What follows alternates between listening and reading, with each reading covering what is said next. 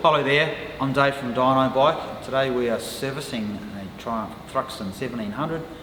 A lot of you probably don't realise that not only do we do dyno tunes and flash tunes, but we also service motorcycles and have been for some 40 odd years. So we do know a thing or two about that area as well as the dyno tuning side of it. So anyway, what I thought I would do today is just show you a few things that we do on a major service, just so you can get a little bit of a clearer picture. But anyway, the basic list of a major service on most four-stroke motorcycles, it would be valve clearances, spark plugs, throttle body balance and set if required, changing oil and filter, doing brake fluids, coolant. We go over all the chassis components, lubricate everything, adjust switches, brake switches, lights, make sure the lights are working, functioning correctly. We put our scan tool on the ECU and go through all the various parameters, clear out any fault codes and check that the system is running correctly.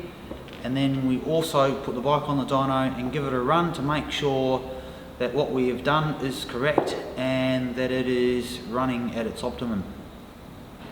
So anyway, I will go through some of the stuff we do. We're going to do valve clearances on this particular bike in a minute, so we'll show you what is involved in doing that to give you an idea of why it costs what it costs.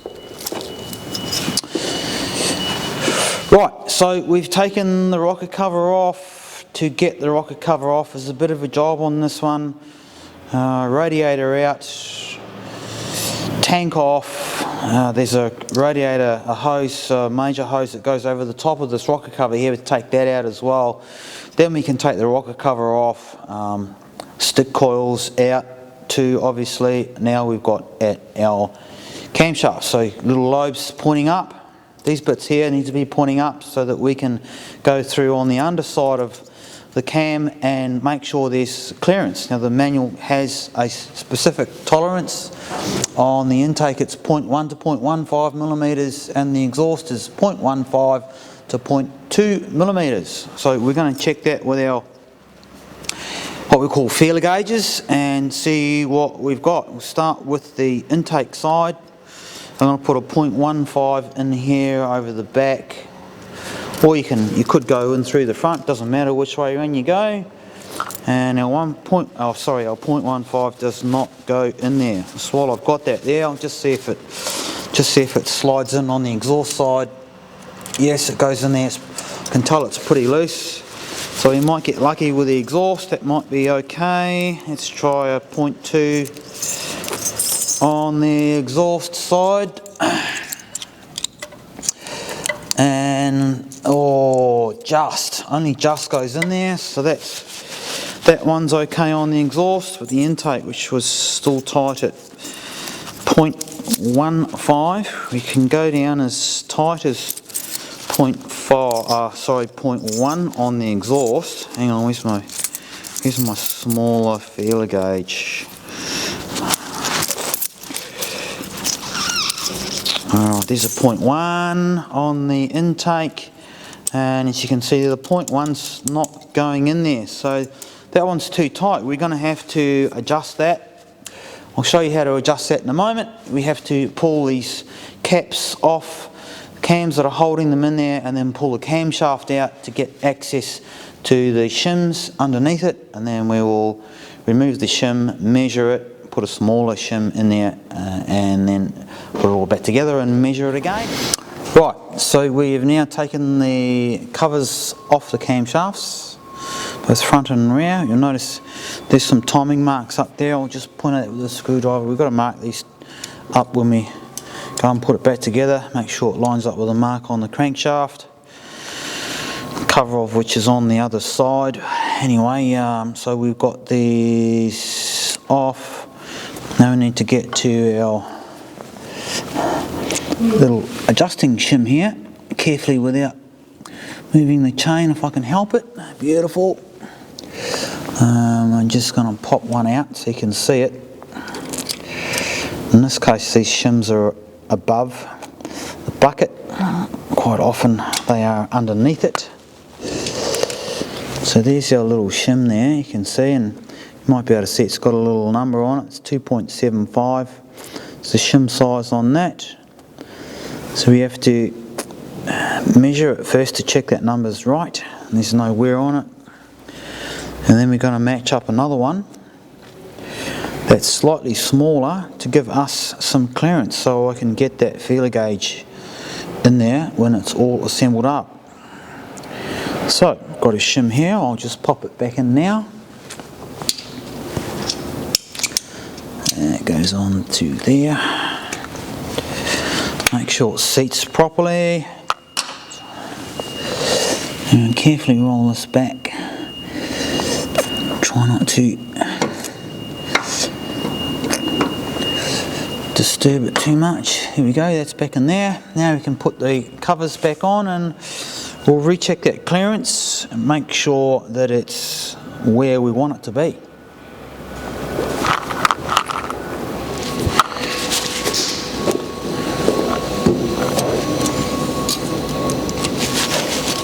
Okay, so I've adjusted my valve clearance, I've got the camshafts back in, we've timed it all up.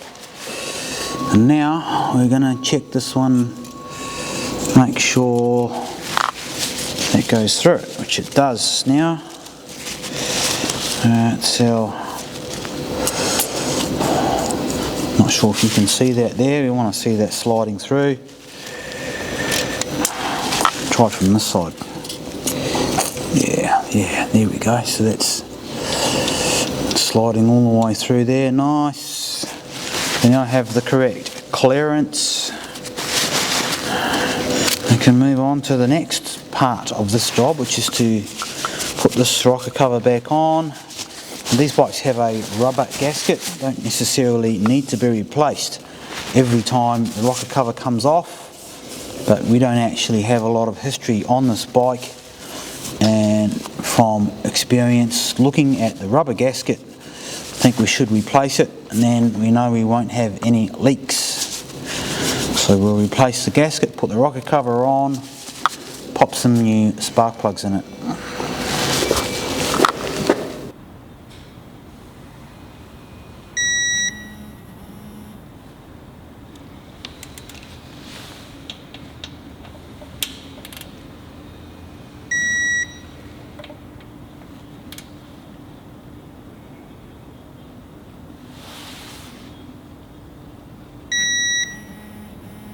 Beautiful. It's important to make sure these are torqued up correctly. If they're not, well, the bolts could either come loose or you end up stripping them because you've over tightened them. So that's why we always use a torque wrench to make sure that they are tightened correctly.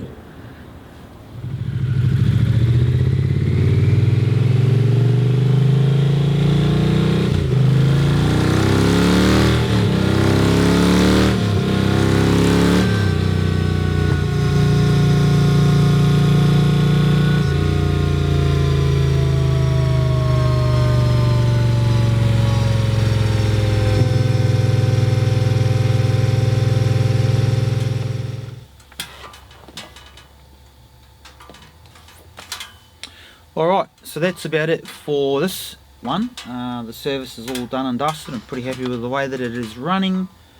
One thing to just bear in mind if you're going to book a service in with us, the dyno testing part of it is not a dyno tune.